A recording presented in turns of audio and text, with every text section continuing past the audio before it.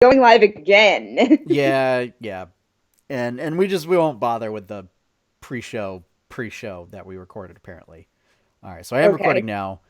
All right, so going live again in 5, 4, 3, 2, 1. Coming up on episode 61, Nicktoons specials, Inklings galore, D&D Beyond pricing, and much, much more on the 8-Bit Adventures podcast.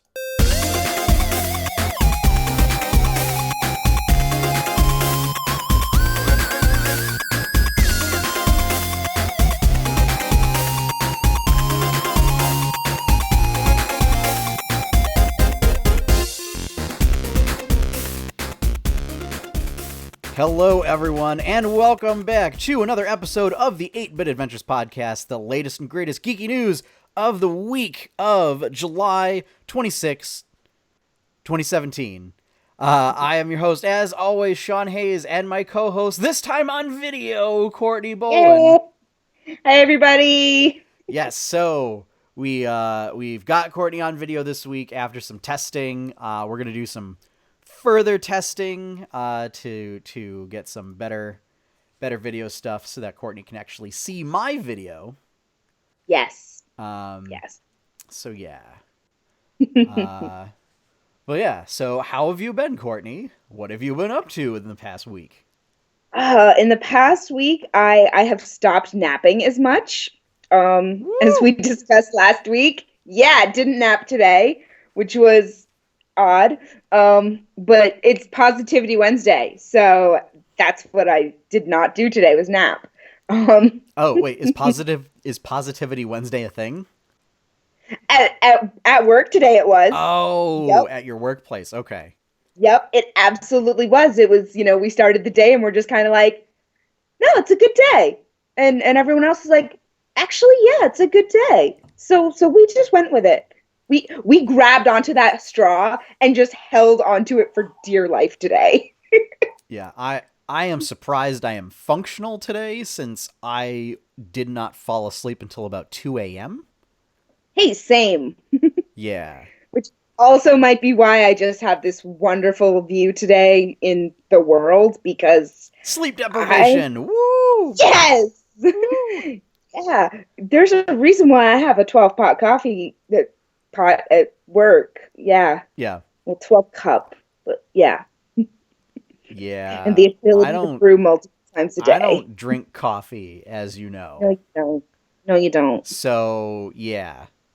I'd imagine that maybe around 9 or 10 it's going to hit me all at once and I'm just going to drop. Um But yeah, the reason I didn't get to sleep last night until 2 was I was up until 1 playing Heroes of the Storm with one's Gorath Bo Schwartz and Revendon John Jagger. I don't know. I did that wrong. You're supposed to put like John Revendon Jagger and Bo Gorath Schwartz. Um, and Dan Patrice, also known as Geek Jock, and some fine members of the Tadpool, the Nerdtacular Frog Pants Tadpool people. And yeah, we did some quick matches after last night's episode of Core that they were recording, and Ah, that was okay. I fun. wondered when you got the chance to record that because I saw you posted the videos this morning, I and I did was not like, record that. That is on Bo Schwartz's Twitch stream, uh, which is why I can't recall if I posted a comment when you shared that link, Courtney, because it didn't have any contextual information as to what that was. oh, it Uh, didn't have. I thought that you had already. Yeah, I thought that you had shared it with info on the thing. So yeah, I maybe. did in fact do that, but the limitations of Facebook are when you reshare that link and you just share it, it doesn't keep Yeah, any of that contextual information in the post. It just of course. shares what the link is. Yeah. Yes. So Yeah. so if people don't stick around through Bo's first Hero League match, they're gonna be like, why is Courtney sharing this video of this person, of this wonderful person from Canada playing Heroes of the Storm, which I'm not familiar with at all. And Enough of my friends are familiar with it, but yeah, they'd have to wait. Let's see, it was like an hour and 40 minutes, so that's about oh 100 minutes. yeah. They'd have to wait about like 33 minutes before I show up, panicking, I have going, friends "Oh that would. no!" They're calling for me to get onto the team, but I have to take down the stream that I'm watching because otherwise it'll kill the internet and I'll drop in mid game. And then wait, I haven't gotten the invite. What's going on? What's happening? And then they're like, "Oh wait, are you not getting the invite? Are you getting the invite? Are you coming? We're gonna use up your spot." And I'm like, "Oh no!"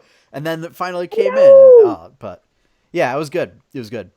Cool. Despite having played exclusively versus AI for about the past, I want to say maybe 6 months or so. That sounds Since the about right. last time I played with everybody was Oh God, the last time we all played together, or no, when you guys, because you you guys were weren't playing for there. like that week.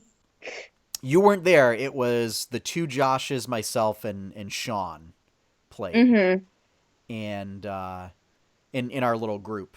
But that was shortly after that, so it's been a Yeah, while. I knew you guys were playing a bunch, like all in one, like let's say one fortnight span. Yeah. Uh, and yeah, Actually, I think the last game that I played in was the infamous 4 support team comp that we rolled into quick match and had no uh I can't think of the word, but we didn't deserve to win that match.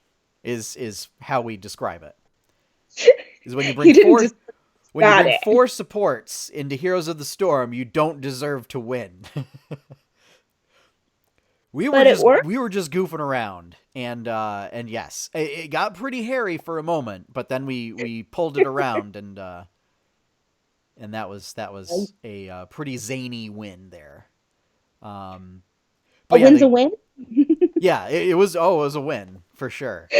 But the games last night, they were pretty good. Playing some Stukov, Nice. getting some real world applications with them, not just theoretical stuff in versus AI mode. The world? Yeah, What? real world. So that was fun. I did not, in fact, do the massive shove build. No. I instead opted for the swiping, swipe or no Okay. swipe. I was just about to say that. Yeah, yeah. I'm a So child. ended up being pretty I'm such a useful. child. I think for the maps that we had, it was more useful than going for the lulls massive shove across the map. Um, Mm-hmm. but yeah, it ended up working out pretty well. Went Nice. with the booger build, as it's called, Yes. or as I was phrasing it, the pink eye build, because the idea is you take all of your booger talents up until you can get eye infection, and you might as well at that point just call it pink eye because it's boogers and eye infections. Yay, conjunctivitis, Mike. Well, conjunctivitis and pink eye are two different things. No, conjunctivitis is a result of pink eye. Pink eye is a result of conjunctivitis. Pink eye is contagious. Conjunctivitis is not. So conjunctivitis is just inflammation of that area, Yes. Yes. which can be caused by pink eye because it's an infection. Yeah. Yes. Absolutely. But yes. Yes. But pink eye is contagious. Conjunctivitis is not. Is The is thing not we learned this necessarily. week. That was what I learned this week. I mean, it's like, so so like sinusitis is just inflammation of your Hmm. sinuses, can be caused Yep. by any number of things. Yep. Conjunctivitis is just like you have inflammation in the areas on your eye, can be caused Yep. by a number of things, can be caused by allergies, can be caused by a viral Yep. infection, bacterial infection, sort of stuff. Hmm. Pink eye can also be caused by a viral infection or bacterial infection, but Hmm. it is that is the main symptom of pink eye, along with a pink eye Yes. and goop Yes.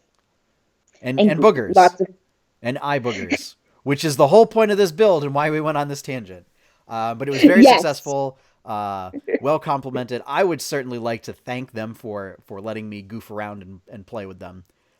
Yay. And then basically when I logged off, I was riding the hype train and was just like, I'm too excited to go to sleep, but I have to because it's 1 o'clock in the morning. and And you then have work tomorrow. and I have work in the morning. Yeah. Because boring jobs. I mean, boring isn't the right word, but but jobs is. Yeah. So, but yeah, so that was pretty much the bit. Oh, and I posted for patrons posted some color versions of the comics that I'm Nice. working on slowly. So I am 4% done, as I have completed 4 out of 100. Wow. But definitely expect more of that. I've kind of gotten into a rhythm of working on them while watching live podcast shows. So that'll be a big help in me getting them There you out. go. So yeah. So Nice. Well, and now you have Saturday mornings again. yes, now I have Saturday mornings again. I'm not going to work on them on Saturday mornings. More likely, I'll work on them Tuesday evenings when they record core. And Yes, but still. yeah. So. Why don't we get into the plethora of quickfire news, and let's make this Yeah. quickfire. So, Yeah. so Rocco's Modern Life Static Cling, the My wallaby, the steer, and their turtle friend, and Rocco's and the big dog. mouth next door. Yes. So Rocco, Heifer, Filber, and Spunky are all coming back for a new special. They've been up in space, and they're back to see all of the wondrous new technology and stuff going on. Heifer and Filbert take to it very well. Rocco, not so much. So there is a trailer up for that now. Yes. So go check In the that out. 2000s, I love this. I really do love it because the 2000s like just take Rocco and chew him up and spit him out. Yeah. Yeah. Absolutely. And really, I mean, if you think about the big cultural things that have happened in the past, I want to say like 17 years or so, Mm-hmm. or I think 20 years. I think they say that they've, Yep. because the idea is that 20 years. they have been up there in real time for this whole time. So they've been up in space for 20 years. They've come back down. So think of all of the massive cultural shifts that we've had in the past 20 years, and that's what they're contending with. Oof. So things like the rise of Starbucks. Yes. Apple. Yes. The Rise of rise, Apple. essentially the rise of Apple and smartphones. Mm-hmm. Sort of this serial treadmill consumerism. 3D printing. That gets a joke in there. All that cool stuff. And, well, and some not so cool stuff. They get to deal with in their own snarky kind of anti-consumerism stance that they've always had. Yes. I am really excited. I think it's funny because when I watched Rocco's Modern Life, because when it was out, it kind of ended in 97, 98. And so I was, 7, 6. My mom didn't let me watch that. So I kind of came into Rocco's Modern Life more in the early 2000s. Yeah. So once I actually became a teenager, I was watching it. So for me, it's maybe, 10 years ago, but it still was hilarious when I watched it. Yeah. And so like thinking, oh my gosh, it really has been 20 years. Mm-hmm. To me, that's just, I can't believe it, because to me, it's been half that time. And I'm still just like, yes, give me all of the Rocco's Modern Life. I will take every single last bit that you will give me. Yeah. I would very much like to get it on Blu-ray. I don't think it's available yet, but no, I think for a while it was on Netflix. yes, it was. And I'm not sure if it's still on Netflix. It's not anymore. Along with all of the other Nicktoons. Yeah, they're all gone. Because yes, I had all of them in my queue. Angry Beavers, Rocco. Yes. There's still Animaniacs, though. That is very much not a Nicktoon. It's not a Nicktoon, no. But it was another one of those that I was not allowed to watch as a child. Oh. Oh, really? No, Because yeah, they had no, educational segments on it. yeah, we're gonna call them educational. No, I grew up on PBS. I didn't get cable until Yeah, so I mean I that's was yeah. like 12, 13, which is Yeah. another reason why I never watched these shows growing up. I mean, yeah, Because that's I mean if you don't have access to it, yeah, that's yeah, that's kind of a but big even then, my mom would still be like, "No, you can't watch, Animaniacs." We didn't upgrade our cable for a long time either. yeah. So I grew up on PBS. Yeah. I was an absolute PBS kid. So, and between that and saying, "Are you being served?" and Keeping Up Appearances and those other BBC comedies, which just happened to play on, again, PBS. I grew up with dry humor. Okay. Yeah. Yeah. Um So, so you probably would have caught Hey Arnold around the same time. yes, I did. I Yeah. loved Hey Arnold Yeah. because I actually did get to watch that. Um, With Arnold and Gerald and Helga and Stoop Kid and Phoebe. yes. Yes, I remember the Stoop Kid episode like very, very, very vividly. I don't remember much else from the series. But Chocolate Kid? Chocolate Boy? what's that? Chocolate Boy? Nope. Ah, Chocolate Boy. And when Arnold learns Taekwondo, and there was another one where there were bullies or robbers or something that were trying to get him to like help break in somewhere because of his football shaped head. It actually would fit into the football shaped window. And yeah, I loved Hey Arnold, which was just really weird because there was just so many repeats of it um, all the time. Well, it was a very successful show. Um, Yes. so much like SpongeBob for a while, where they just kept doing repeats. Um, Yep. but Yeah, because Hey Arnold ended in 2004, which was like right when I started getting everything. I think we got mhm. cable in 2002, Yeah, and like we upgraded, I should say, in like 2002, and I just consumed as much of it as I could. yeah, And then I didn't stop. and thus began your binging career. Absolutely. Because before it was TV Land. Hey, there's I nothing was wrong with binging TV Land. No, I would binge I Dream of Jeannie. I loved I Dream of Jeannie. Yeah. That and Bewitched. Yep. Yep. Those are the two that I would just like marathon it all the time. Yeah. Yep. Um, Such but yeah, but so so bring it back to Hey Arnold. yes, I'm super excited because they have the Jungle movie coming out this year. Yes. Um and it's actually going to finally tell us the story of what happened to Arnold's parents. Yep. The Which is like age one of old mystery that is a tale as old as time itself. yes. Even older than Beauty and the Beast. Of where is Arnold's parents? Yes. And So I we got just hints that apparently there's some kind of like pulp Jungle? adventure explorer peoples that are in the jungle somewhere as some sort, I don't know, archaeologists or explorers or treasure hunters or Something. something, Yeah. thrill seekers, who knows. Yeah, I'm just super excited because like Hey Arnold started my love of New York City. And like now I'm slowly moving closer to it, and now I can just go for a weekend if I ever chose to. Yeah.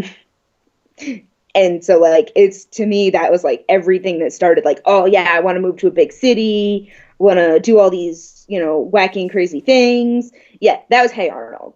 Like all of it, every single bit of it was Hey Arnold, Okay. which was just made me say, yes, there's fun people in the city. There's wacky characters. There's fun friends, and there's the Helgas in the world that are really actually sweet. Made me realize that not everyone is scary. No, just the Helgas of the world are scary.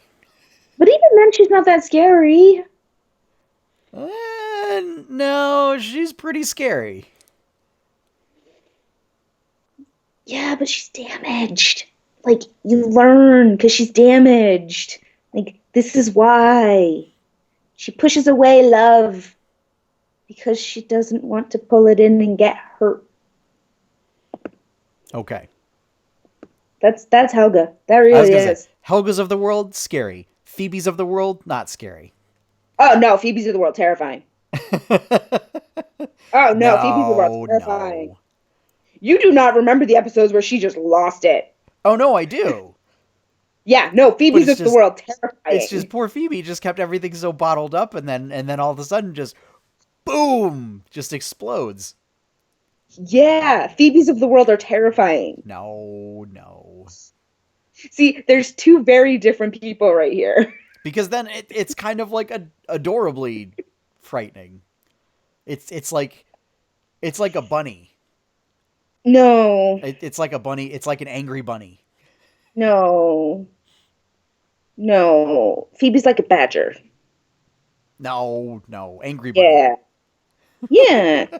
Because okay, Or carnivorous no. bunnies. It like she's like that little frog, right? That you've seen the videos of where it squeaks, and that's like it's like threatening call where it's just like making this very high pitched like squeaky noise.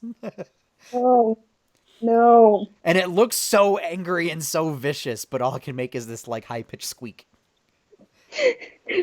No, to me, there is no doubt in my mind that Phoebe would cut somebody faster than anything. Yeah, no, We will just have yeah. to agree to disagree on this. We can agree to disagree. Yep, I can do that. Because I maintain Squeaky Frog. Well, you know what? No, instead of we'll compromise. So it's a Squeaky Frog holding a knife, holding a Squeaky Okay. Frog sized knife. So very tiny, very tiny Said shiv. Yeah, yes. yeah. So A very tiny shiv. yeah. Yes. When did they say is that coming? That special. Just in 2017. Rocko's Modern Life one doesn't come out until 2018. Yeah. So Okay, so that's interesting that we haven't gotten a more concrete date yet, considering that we're over halfway through 2017. well, let me see if IMDb I wonder says if they're thinking about else. Thanksgiving or something like that. Yeah, because they're just still in post-production. Okay. I could And see it it was- being like a Thanksgiving special kind of a thing. Yes. Yeah. Okay. I can very easily see it being around there. Yeah. When we get more information on that, folks, we will certainly let you know. Yes, we will. All right, shift gears a little bit. In more cartoon news, Darkwing Duck. Darkwing Duck and all of his villainous foes are going to be part of DuckTales. So, again, like the tiniest bit outside of my realm Yeah. with DuckTales. Like, I knew it was a thing. I knew what it was, general hijinks. I always caught the other end of it with Chippendale Adventures. Rescue But I Rangers. never actually... Rescue Rangers. Sure, yeah. Chip and Dale's Rescue Rangers. So I caught that end, but I never got the DuckTales part. Yeah. So DuckTales. Well, Because I understand Darkwing Duck, though. Yes. so Like, so I know DuckTales Darkwing Duck. is Scrooge McDuck is like wealthiest dude in the world, Scottish, Donald's uncle, and not only businessman but pulp. Goes back to Arnold's parents. Pulp adventure, explorer, treasure hunter, archaeologist, dude. And I know that there's something also about a penny, like a lucky penny or something that like helps lucky Scrooge. number one dime. That one. Yes. The first time I that he knew ever that. made. Yeah, and that's like what helps him get all of his money because there's an episode, and I only know this because of a Cracked article. Um, there's an episode where he loses the dime, and it makes somebody else extremely wealthy. Yeah. Um, and then he actually starts to hemorrhage money. Yep. So these are things that I know. It's also Thank used in lots of powerful magic when it's stolen you. by sorcerers and stuff. Okay. But yeah, so in the original two series, is Darkwing Mhm. Duck was a spin-off of Yes. DuckTales, and like Gizmo Duck from DuckTales made a couple appearances on Darkwing Duck, and like Launchpad was a main character and stuff. So Hmm. now Darkwing Duck and his villains are actually just they're going to canonically be like not just considered to be in the same universe, but they're They're going going to to interact. be in the show, and they're just going to interact with the regular cast. I don't know if it's going to be on a common basis, but they'll appear Yeah. as like minor characters from time to time and everything. So yeah, I'm kind of stoked about that. Seeing Yeah. crossover between the two.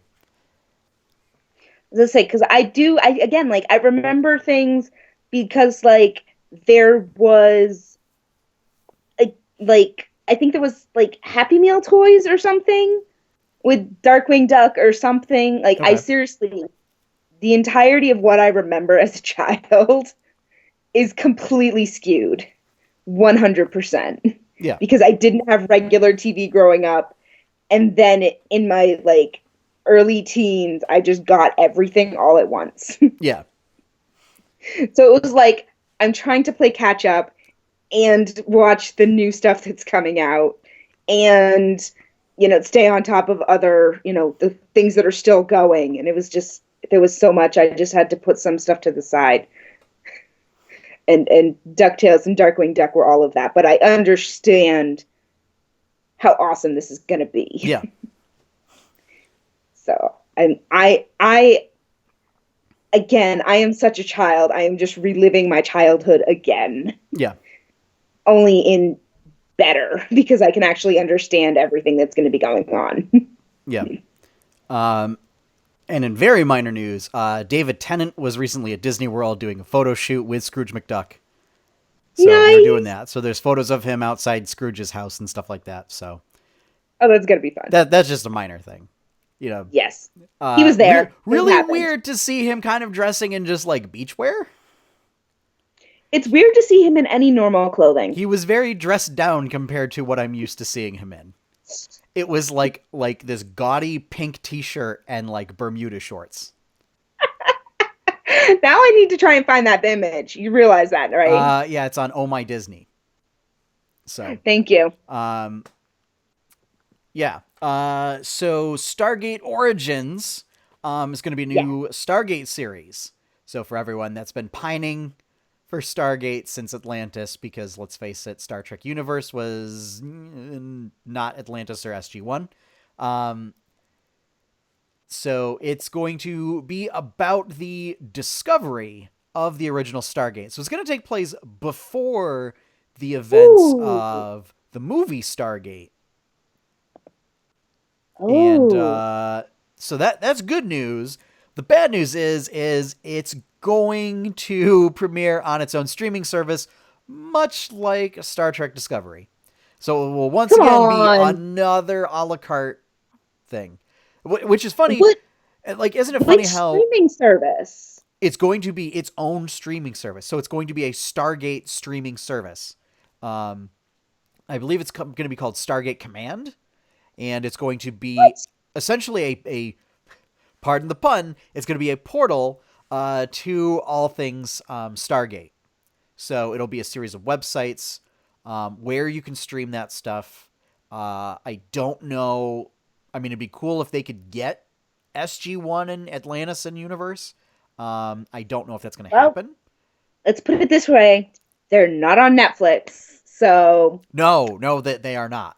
Yeah, they got pulled a while ago and they never came back. Yeah. So, I get Star Trek. If I look for Stargate, I get Star Trek. Yeah. Or or the Clone Wars or Rogue One. Yeah, you get stuff that has star in the name and then Yeah. doesn't end with gate. No, it doesn't, and it makes me sad. Trek, Like, Wars, and versus the forces of evil. I don't actually think that show's on Netflix. I'm sure it's on nope. something else. Nope. Might be on Hulu or something. What are you looking for again? Star versus the Voice of Evil is a Disney XD cartoon. So it's entirely possible that it might just be on some sort of Disney XD service kind of a thing. So yeah, I'm kind of intrigued on it. I'm not intrigued enough to want to subscribe to a Stargate streaming service on top of Netflix. So I don't know. I'll wait to see maybe if it comes out on DVD. And Star versus the Forces of Evil is on Hulu. Okay. Just in case anybody wanted to know. Yeah. Looks like it starts with it has both season 1 and season 2. Yep. Which I'm assuming is probably all of it. Yep. So there we go. Yeah. I'm always there for a quick look up. So yeah, Courtney, are you excited about this at all? Or are you in the same camp as me, where it's yay, but I'm not paying for it? Yes, like if I could stream it like somewhere, I would be 100% down for this. Like all about it. No, I'm not paying for another streaming service. Yeah, I already split Netflix with my dad 5 ways, and I pay for my Hulu Plus, and I'm not buying any more streaming services. I'm just not doing it. I mean, isn't it like so? Like, I'm not even really interested in. Like, I get HBO as part of my cable package. Yeah, I have HBO. We need to talk after this. Okay. Like, I don't even care enough to download the HBO app that I can get for free because I have HBO. Like, I don't care. Yeah. We'll talk. Or I think or maybe it's an extra thing. I don't know. Again, like I don't. No, I if don't you really pay care. for HBO, you can get the free app. I think it's HBO Now because HBO Go, I think, is its own standalone thing.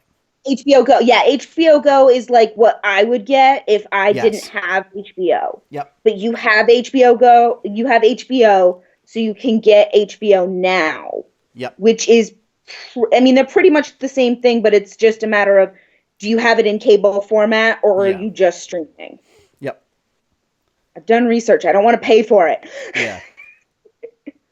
Yeah, I feel bad. Although I might break down into it. Well, because like because the big thing for everybody with HBO is Game of Thrones, and it's like, no, I checked out like after season 3. Like I'm done. I have no interest in watching it anymore. I just finished season 3, and I need more. Because that's Red Wedding, right?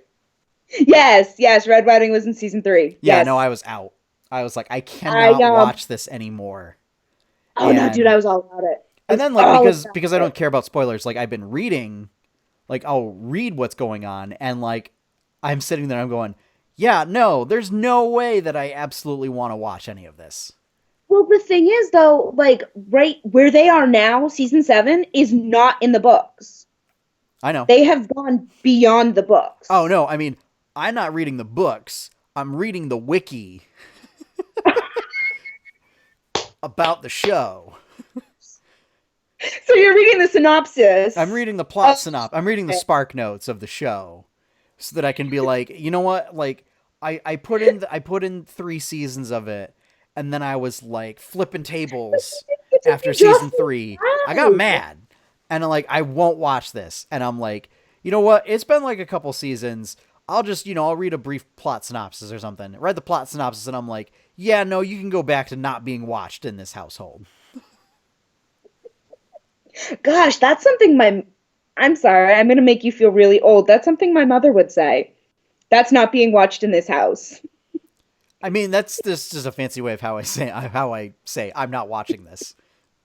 Yeah, for listeners, that's like what my mother told me. I live alone in my house. So therefore, when I say it's not being watched in this household, that just means I'm not watching it. Yeah. No, that's what my mother would tell me. Like, that's why I couldn't watch Ren and Unless Stimpy. Charmander back there is now binging pirating stuff while I'm at work. Better not be Charmander. All We right. have an agreement, Charmander. Come on, dude. Don't blow this. No, no. All right. So anyway, so moving on. Yes. Just a quick thing. Longtime lead sound designer at Blizzard, Russell Brower, who I had the pleasure of meeting and having lunch with at Nerdtacular. He we'll say he's left Blizzard, although based on his indications on Twitter and on Facebook, sounds like it was not his decision. So he is gone. However, he is releasing an album this year, his own album. So I don't believe it has anything to do with Blizzard stuff. And he may be contracted as a freelancer in the future. Yeah, I did read that actually. He's like, I might be doing stuff in the future, but right now there was just stuff going on and his role was made redundant. Yeah, so it's they're From moving from away from from what I've read, having. and I haven't read much. From what I understand, they're moving away from having a centralized audio department to Hmm. each property having their own. Um, However, like it still seems like they could have left him in as like an overseer of all of the sound departments, but it sounds like that they just don't want that many levels of bureaucracy in there. Um, So wait, so so you're saying like under each thing, would that be like for like each expansion? There's different music. I'm just a little bit confused. so like Overwatch has its own sound team, Warcraft has its own sound team. Oh, okay, okay, yeah, I get it Yeah, now. Yep, yeah, yep. I'm like, oh, right. Blizzard is more than just WoW. yes. We were Thinking just like, talking about this. That I was playing sure, Heroes of the Storm. I'm terrible. I'm running on like 3 hours of sleep, and I'm still awake. Sad. Um, so yeah. Best of luck to But you, Russell. Uh, if in the off chance that you hear this podcast, it was a pleasure meeting you. Thank you for signing my stuff, and looking forward to whatever projects that you're working on in the future. I will definitely check it out. I also didn't know he Son, how worked on stuff for I will probably Disney. check it out too. Like he Hmm? did music for Epcot. I didn't Dude, know he's this. raking in Disney money. No, but it might be like background music in Epcot. Um, which The I know only they used some stuff from David Arkenstone for a while. Oh yeah, so it was like the first thing that it came up in the search when I type in Russell Brower. It has Epcot. So, wait, the only thing that I know from Epcot is it's a small world. That's not in Epcot. That's not even in Epcot. Okay, No, cool. that's in Fantasyland in the Magic Kingdom. Thank you. The last time I was in at Disney, I was 6. So I thank you. I do. It's coming off as very, very sarcastic, but I genuinely do mean this. Thank you, because for some reason I always thought that It's a Small World was in Epcot, and I know that makes no sense, which is why I was always confused about it. Yeah, Um, so it's essentially the background music of Future World in Epcot. okay, Um, so yeah, that's pretty cool. cool. Um, and oh, oh yeah, they Oh, in the article that they mention it, they talk about David Arkenstone too. So there we go.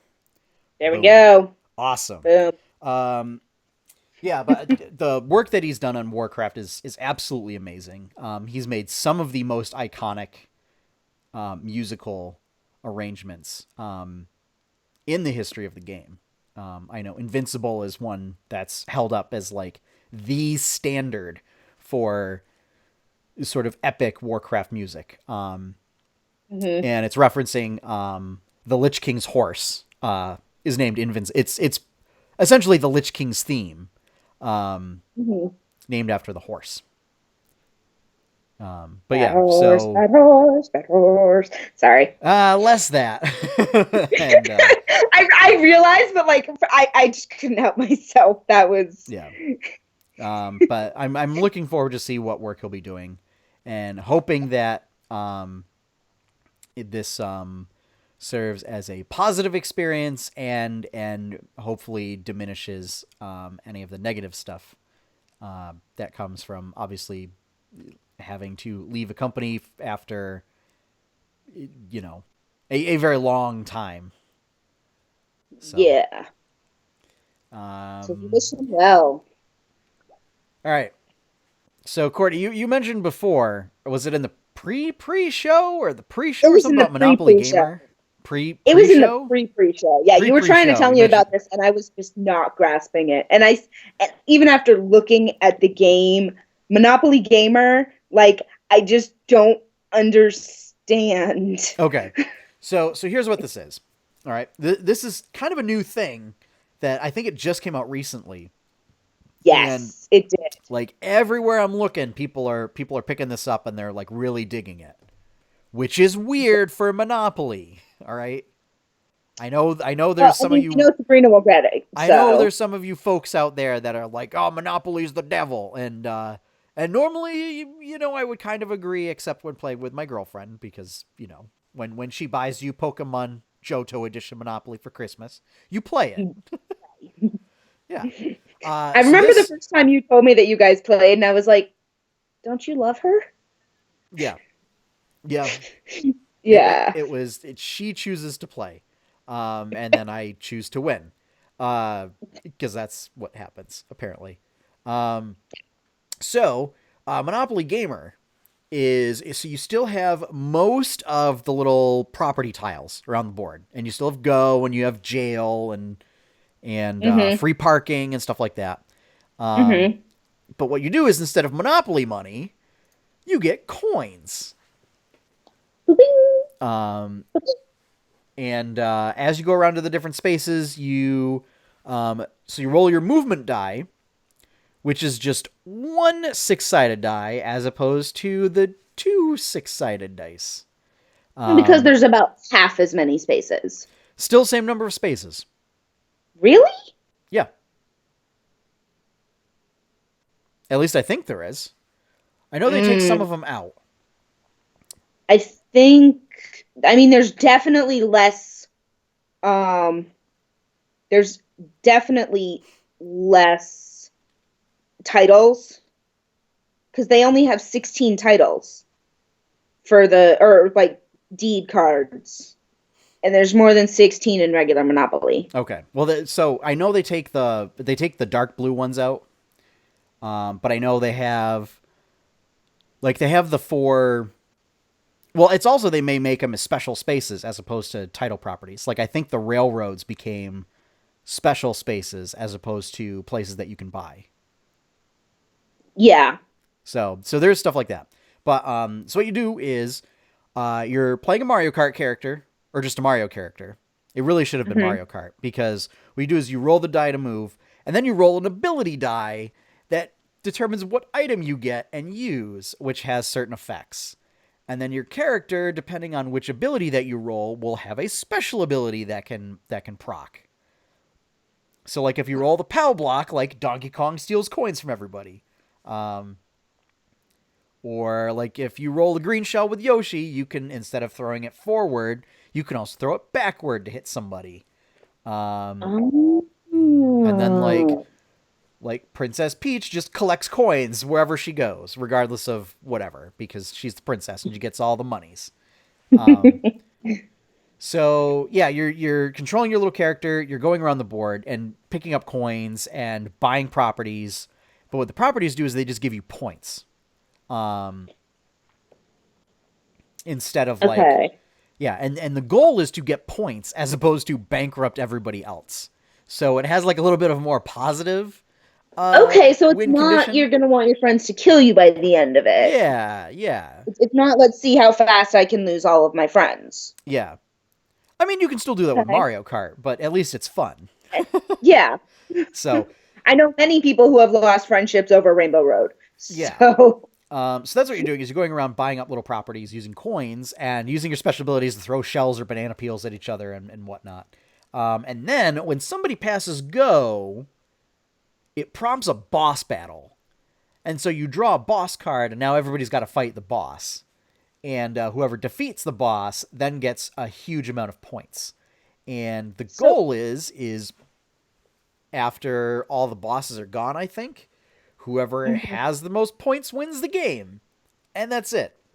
Apparently it plays pretty quickly. It's like a 20 to 30 minute game as opposed to, like the 3 to 5 hours that normal Monopoly can take, depending on number of players. And I've played Monopoly from 11 o'clock until 8 o'clock the next morning. Yep. yeah. Yep. That happened in college quite a few times. 11 a.m. or p.m. because that matters. We used to just get really bored and just play Monopoly. But usually it would be 11 p.m. Okay. So we All right, weren't so not that as bad. Not as bad. Well, We're not talking World of Warcraft, the board game bad. No. Because that one playing 2 players will take you like 8 hours. No, but we would do like marathon long things for lock-in. Because every year we did a 12-hour lock-in. Yeah. In the entire student center, and they'd have like the entire cafeteria, half of it would be filled up with board games, and you'd always have some people playing Monopoly. Yep. Because I don't know why. I mean, it's kind of dorm was the American style board game. Yeah, like our dorm was pretty cool though, because we had the one with the credit card. Oh, that's like the newer one. Fancy. We got fancy. Yeah. I mean, I also have an anti-monopoly where it's like you can choose to play as a monopolist or a capitalist, I think. Like there's a couple different kinds of player that you can be, and the game functions differently for you based on what kind of player. It's a little weird. But anyway, Monopoly Gamer. Yeah, it's kind of as close to Mario Kart the board game as we're going to get. Which I think is pretty cool.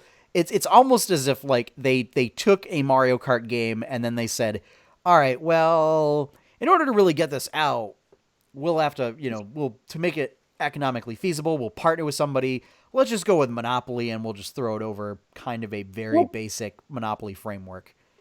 Well, because there's like also, and I use no exaggeration here, at least 100 different types of Monopoly. For every single fandom that you can think of, there is a Monopoly. Right. But how many of those actually change the game mechanics versus how many of those are just like reskins of the, Yeah, no, most the of them tokens are pro tip D&D players, those Monopoly game pieces make excellent miniatures for doing stuff. If you're doing like a specialty thing. But so this one, it actually changes the game. Yeah. And I haven't gotten to play it yet. From what I hear is it kind of like makes it not Monopoly anymore even.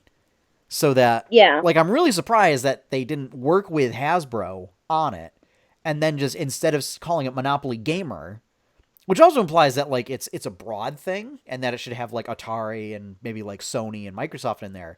It's just Mario. Yeah. So really they could have called it like Mario Kartopoly or something like that. Yeah. Also the little pieces aren't in carts, which I feel like is a lost opportunity. You could put them in little race cars. Also, I think kind if of they wanted to make it more Mario Kart style, they definitely should have put them in Mario Kart. Yeah. They should have done. There are also apparently extra character packs that Hasbro is selling. I thought when I picked it up on Amazon that I was going to get all the characters. Turns out it was a random character pack. So I didn't even get to choose like which a blind one. bag? Like a random booster pack. But it had one character in it. Yeah, so like a blind bag. They couldn't choose who it was, and you didn't know who it was until you opened it up.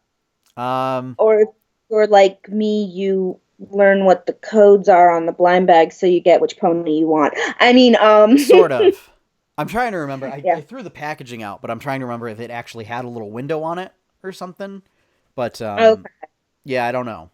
It had Fire Okay. Mario in it, and I was hoping for like Toad or Yeah. Rosalina Mhm. or like Tanuki Mario or something. But and then apparently there is a special edition which includes Bowser. Yeah, so but the I would love that. base game is 4 characters. It has Mario, Yoshi, Peach Peach, and and Donkey Donkey Kong. Kong. Yeah. Oh, that's right. And Luigi's another one. Like, how could you not have Luigi in a Mario game? But whatever, Right? whatever. So, in other Nintendo news, I did pick up a copy of Splatoon 2. Got to sit down with that, doing some of the single player mode a little bit. Nice. I will say, so every time you start up the game, there's a Yep. sequence that plays where it's like two of the main like announcer characters or something introduce you to which maps are like the current maps in the rotation for the online play and stuff like that. And you cannot skip Mhm. through it and you cannot exit it. And it plays every time you start the game. This was apparently a thing with Oh. Splatoon 1. Oh. I hate it.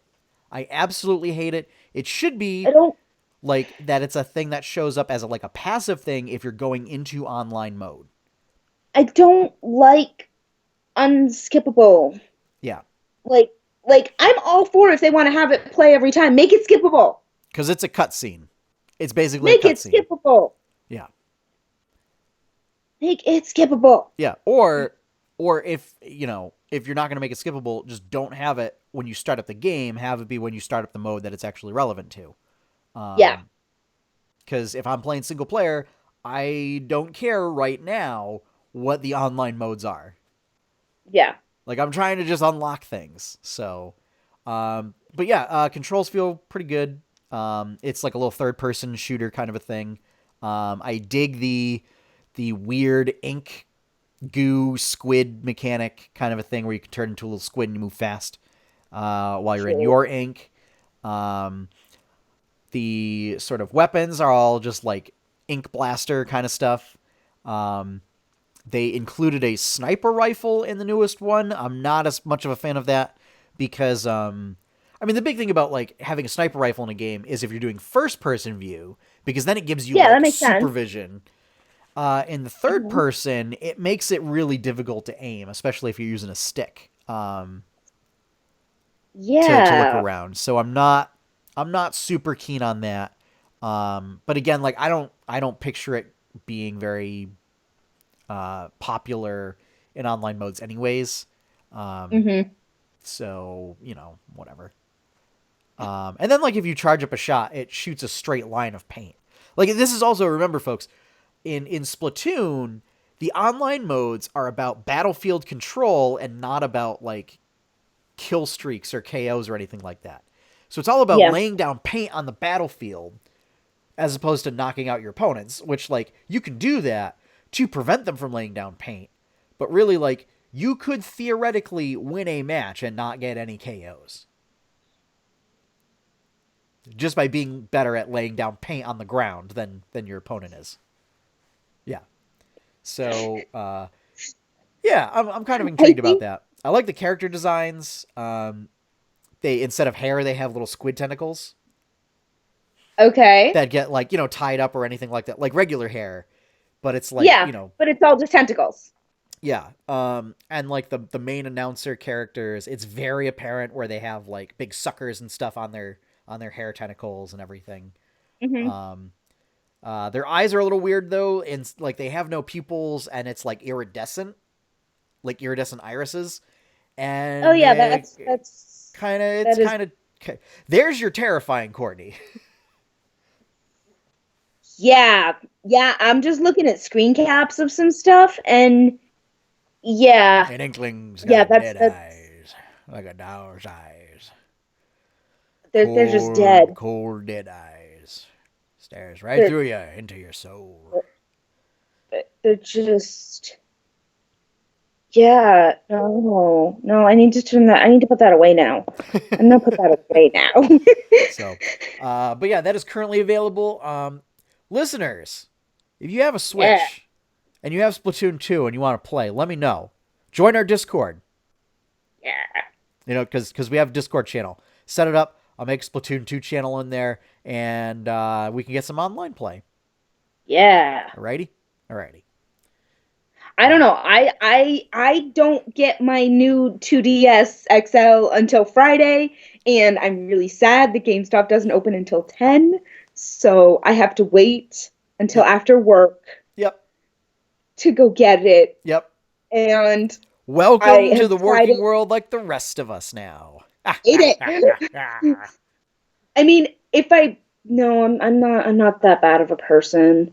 I, I'm like, if I was really bad, I'd just leave at work and like take my break at 10:30 in the morning.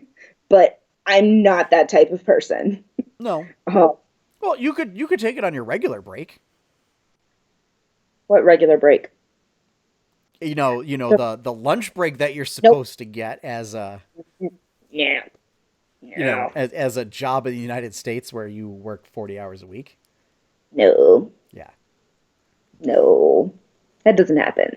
Like, yes, in theory, I do technically get a 30-minute break. Yeah. In practice, yeah, no. No. Like, we'll go out and, like, we'll go grab lunch, but then we'll come back and we'll just all, fart around eating. I realized that phrasing wasn't the best. But, like, that's what we'll do at work instead of, we'll just go and grab something, bring it back to the house, and we'll all just kind of hang out and take, like, half hour to just eat, and then we'll just go back to whatever we were doing. Well, yeah, that's taking a break. That's not Courtney running to GameStop to take her break. You could have everybody order from Kodo and then just say, "Hey guys, I'll go pick it up." I work in mental health. What makes you think we have that type of money? I just took a pay cut. You all order from one bento box, and you share a bento box. We all just share one bento box. Well, you all could share 2 bento boxes. They could easily feed like 4 people. Yeah. But yeah, no, I'm going to have to wait until after work. So I'm sad. Well, But I figured out I'm going to pick up Pokemon Sun. well, there you go. Yup. And I think I'm also going to pick up Animal Crossing. Get your Solgaleo. Yeah. Your Steel and Psychic type doesn't have anything to do with fire. No, but It's Litton's the going to power have of the many. sun. It should have something to do with fire, but it doesn't. It should. Oh, and that's but, right. And you're going to pick the clearly inferior starter Pokemon. That's right. Yeah, but you drew me him for Christmas. Yeah. Seriously. Well, Yeah, because it was a Christmas card, right? it was. That doesn't And he's mean got that it's not the clearly inferior choice. Because let me tell you, there is something that our true hero that we don't deserve Rowlet can do that both Litten and Poplio cannot do. And that is, he can sit there and be perfectly still, and then all of a sudden his face just swivels around and then swivels back, and swivels around and swivels back. And they don't even really need to animate it at all. And it's fantastic. Yes, I'll give you that. Yep. But Rowlet is the best. Hashtag 2017. I don't know. All right. Last bit of news. Probably may end up being the most controversial one. D&D Beyond. yeah. So we are in phase 3 of the beta. So all that good stuff's been released. So you can do the character builder, all that good stuff. Still only using the basic rules. That will be through launch. You will be able to use the basic rules for free. You will be able to make X number of characters for free, and certain homebrew content. Pricing plan has been revealed by Wizard of the Coast and by Curse, who is developing the software. It's going to have that free tier. There's going to be a $3 a month tier, which basically gives you unlimited characters. And then $6 a month for dungeon masters who want to do campaign management, be able to share content with a bunch of people, and do some like sharing of homebrew stuff. Now, here's where stuff gets a little tricky with the general public. Is material outside of the basic rules will be purchased at $20 to $30 per book. So you want everything in the player's handbook? It's going to be $20 in the first week, and then like $25 to $30 afterwards.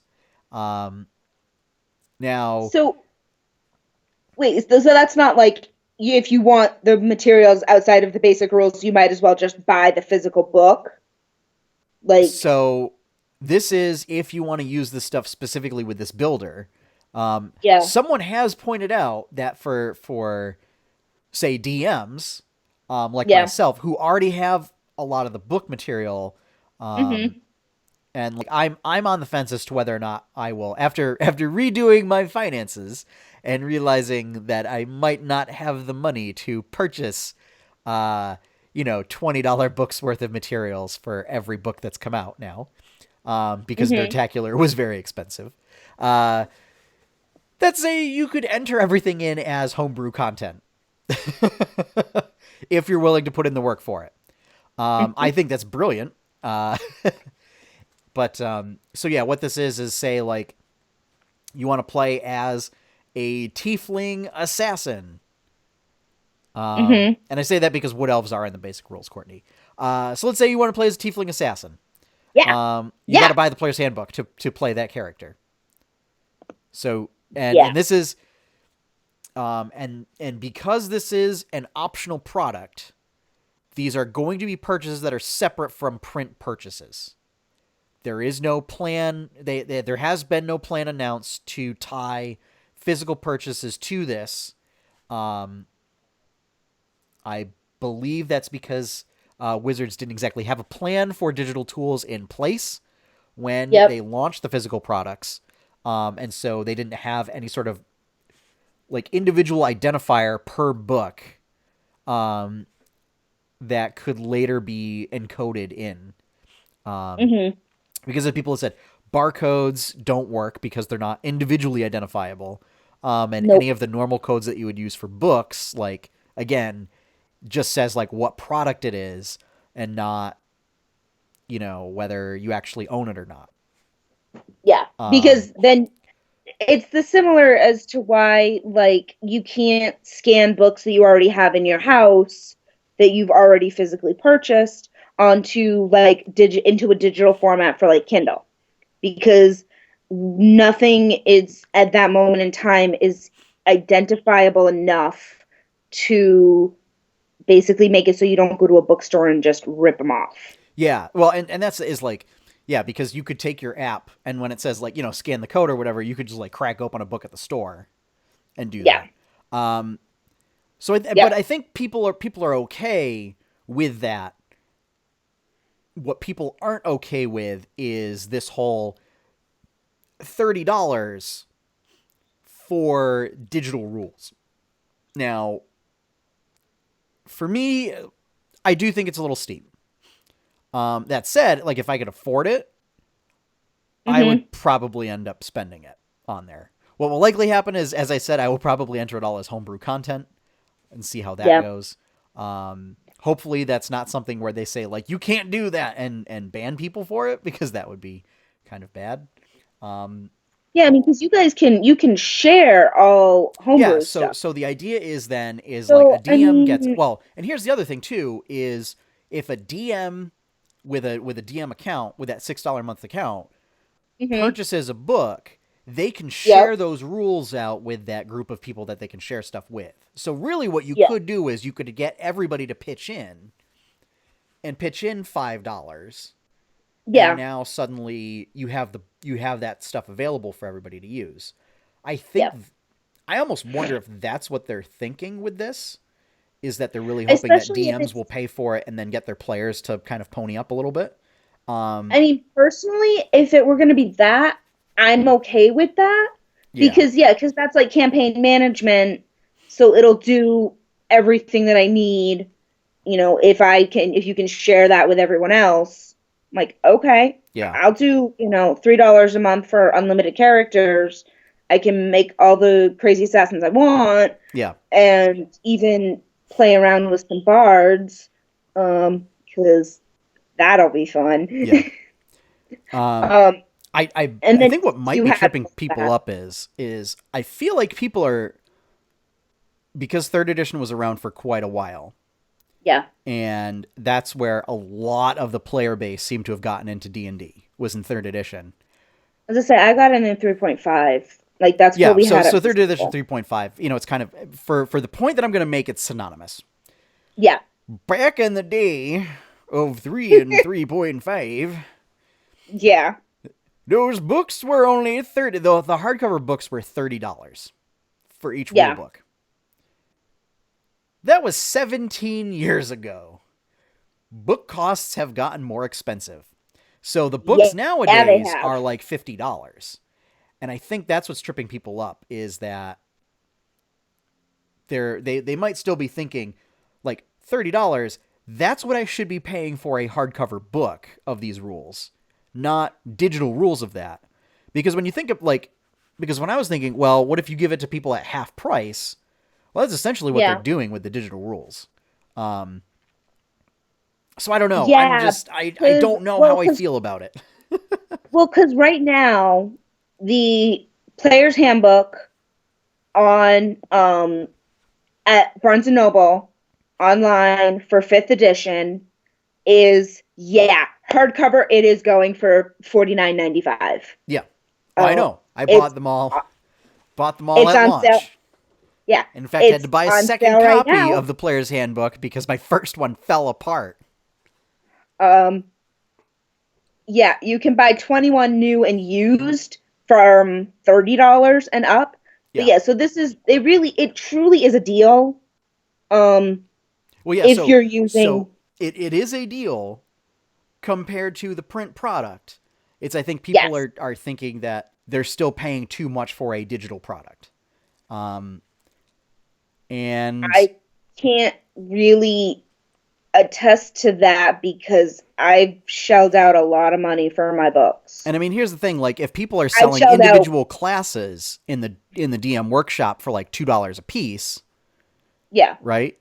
So with the player's yep, handbook, it's, I mean, do you give stuff away? Essentially, is what they're talking about. hmm And I think yeah, most people are just irritated that they've already bought the print products, and now yeah, they feel like they have to buy these digital products as well. Whereas I would encourage people, like, if you can spend the time to enter it in as homebrew, do it. Like, if you already have the print product, spend the time to do yeah. it. Just take a weekend. Because I think someone did the math and Take. said, like, is your time worth, and it comes out to something like $15.75 an hour or something to do all of the work. And it's like, is your time worth that? I know my time at work is certainly worth more than that.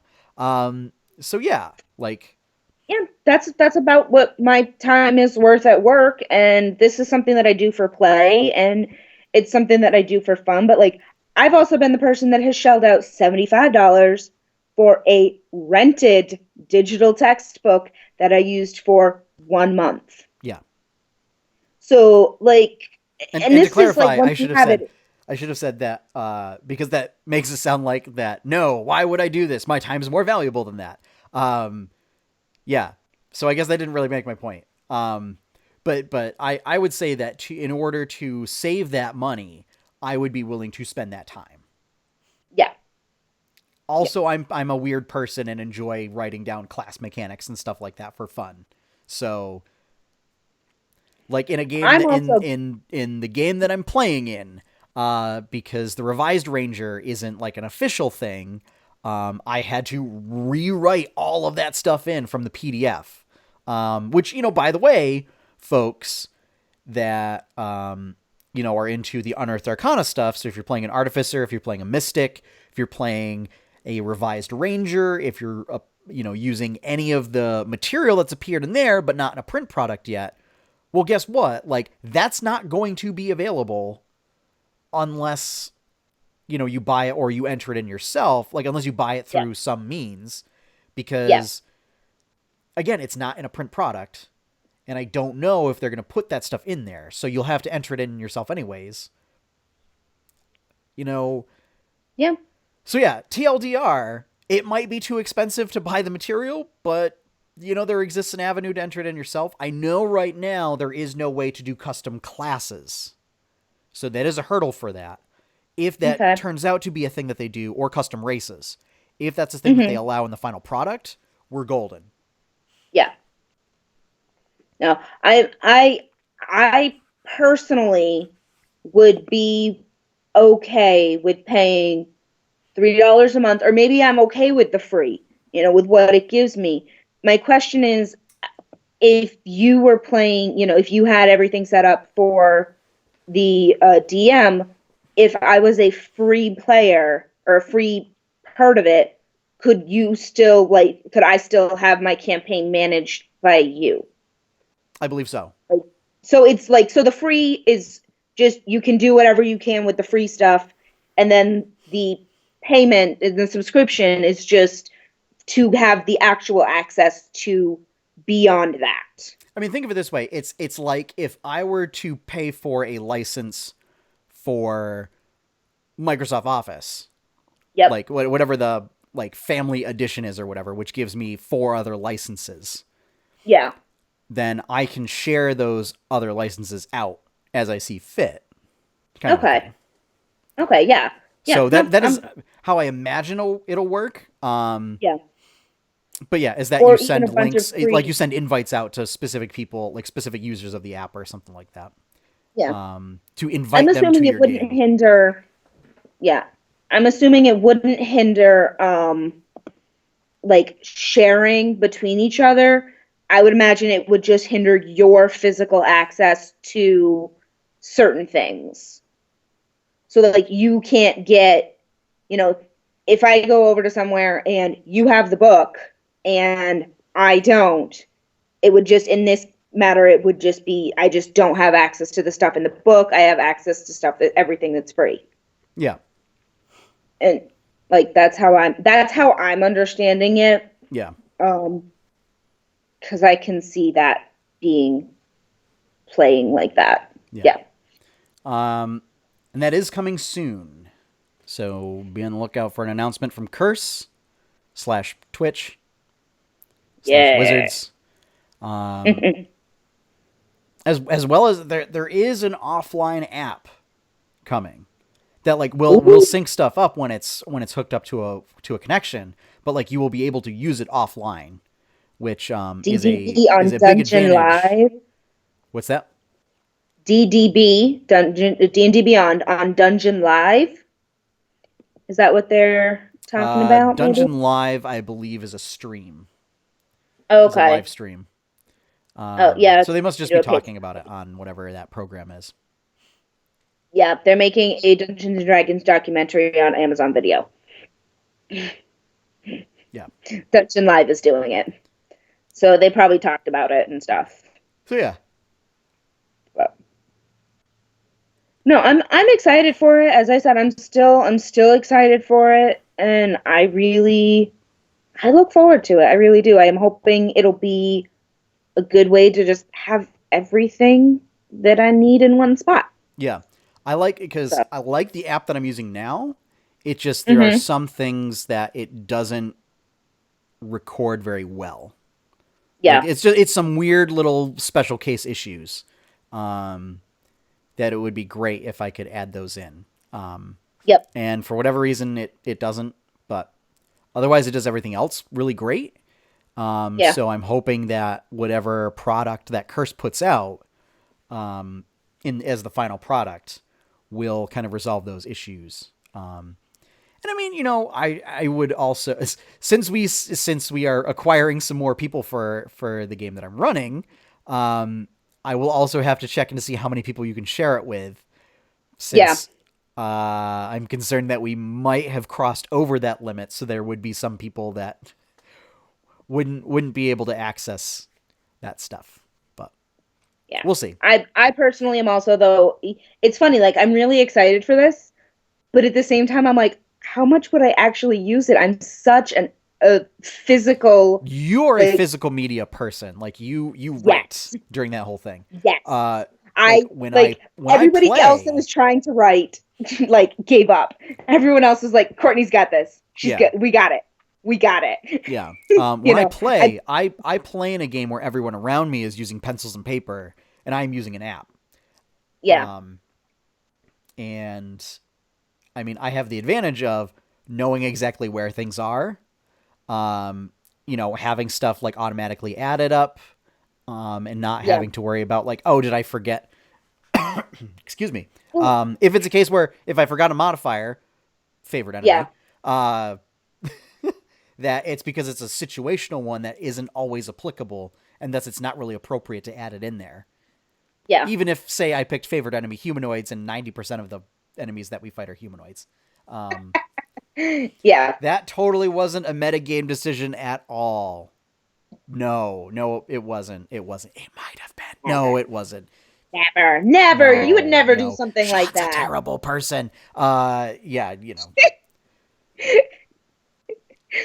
Uh, but yeah, no, I just yeah, I'm such a very physical person with that. I can see myself using it for maybe like a session, but like I'm the person who wrote out everything Yeah. and have a cheat sheet. Well, and here's what I think it'll be really useful for is Hmm. for campaign specific materials. Cuz like right now we use Drive for Yeah. like all of the Gen Mora stuff Hmm. for our campaign. Um Yep. this could be a case where I could load everything into this app and then it would be in there and you wouldn't have to go checking Drive and you would be able to import that stuff directly and not have to like transcribe it to something. Yeah. So that is Yeah. I I see what the wouldn't have to advantage could print it be. off at work and yeah, Yeah. I wouldn't have to print it off. I definitely think it has So, more utility perhaps for DMs than for yeah. players, but yeah, we'll see. But And again, you though, know like what? We'll see if Wizards, due to the public backlash, decides to come down on the prices at all. Because who knows? yeah, They like or Curse rather, or Wizards. Maybe it's one or the other. Who knows? Maybe yeah, Wizards. Curse could say, "Hey guys, we think that we should charge $10 for this stuff," and Wizards says, "No, we're under brand pressure from Hasbro, and we got to charge like yeah, 30." Or it could be yeah, Wizards is like, "Hey, what if we charge $10 for it?" And Curse says, "No, this is part of our model. We got to make our money back from importing this stuff." yeah. Because from what I understand, that stuff like it wasn't written in such a way, like the production files aren't done in such a way that makes it easily transferable into this system. Okay. So essentially, like the Curse folks, it sounds like they have to rewrite everything. So they may Oh, say, like, that because we had sounds to do all fun. this work, no, we have to charge. I don't know. It could be one or the Yeah, other, which is what happens when you have one company essentially sponsoring and providing the branding and another person developing it. yeah. That's what we call publisher and developer in the gaming community, folks. Uh, so yeah, we'll keep on the lookout for it, and we'll definitely let all you fine listeners out there know any new information that comes out for it, and what the overall consensus is when it's finally out. Yeah. And No, say as I said, whether I'm Sean puts himself further into the financial hole by picking up a $6 a month subscription to it, but not buying the $20 to $30 installment. Because let's put it this way: in order to get the base 3 books, it's going to cost you $90, $60 if you pick it up. oh, It's good because it's $30 per book. Per book. That's what. See, yeah, yes, sorry. To those listening, I'm getting a little ill yeah. at this idea. I mean, again, like I understand it physically costs a lot more than that to have the physical book. I do Which understand that. Yeah, it costs you $150 if you bought the Monster Manual, the DM's Guide, and the Player's Handbook. Yes. Like I definitely understand that it costs even more, Or again, but $180 if you were me and had to buy a second Player's Handbook because the first one fell apart. I had to make it into a ring binding because all of the pages fell out. The glue But I fell like out of the pages. But I like how you have it in the ring binder because you have it sorted into nice. Yeah, they did a good job. Also, technically, I made it into 3 separate ring binders. Yes. And that was a whole farce, since Staples didn't do it right the first time, and now the ring binder is falling apart. Jesus. That's why I have them in digital copy. Well, see, then there you go. Apps would be great. But yeah, as we said, we could just keep hashing this over again and again and again. So we might as well just say, we'll let you know, folks. We will let you know. We absolutely will let you know. So, but yeah. If you want to see more cool stuff from us, because we are going to go. Yes, because Courtney's got fancy dinner. I have dinner. So I have dinner plans. Yeah. If you want to see more stuff by 8-Bit Adventures, you can head on over to the 8-Bit Adventures website. That's the number 8-bitadventures.com. Over there, you can find a weekly webcomic strip of the same name about some sort of NPCs that are just living their lives in video game land and, going on little minor quests, but they're not really heroes in their own right and don't have their own games and are just, delivering a pie cake. And you can find out what exactly a pie cake is. Pie cake's sleep. Yeah. That's what it is. You can also find links to the podcast, YouTube videos, all of my social media links over there, as well as, some other article stuff. If you like all of that, you want to give some back to help keep it running, could really use your support, folks. So please consider donating to patreon.com/8bitadventures. And would like to take a moment to thank all of our generous patrons who help keep the lights on, help keep the projects going, and namely pay for the web hosting and the podcast hosting. Help to literally keep the lights on. Yeah. Added some new tiers to include Discord rewards. So if you want to have access to our Discord server or be a Discord mod, consider taking a look at that. Our opening and closing theme is the instrumental version of One Up by the one and only Professor Shy Guy. You can find his stuff over at ProfessorShyGuy.com and his Bandcamp page. And with that about wraps it up. So, Courtney, where can people find you on the internet? People can find me on the interwebs tweeting about my need for a burrito. At cbolin91. That is at CBOLEN91. And yeah, no, burritos are life. No, so, Pepe is life. Yes. Traveler Pepe is life. He goes chirp, chirp. Have fun, everyone. No. Happy gaming. And enjoy your pie cake. Bye, everybody.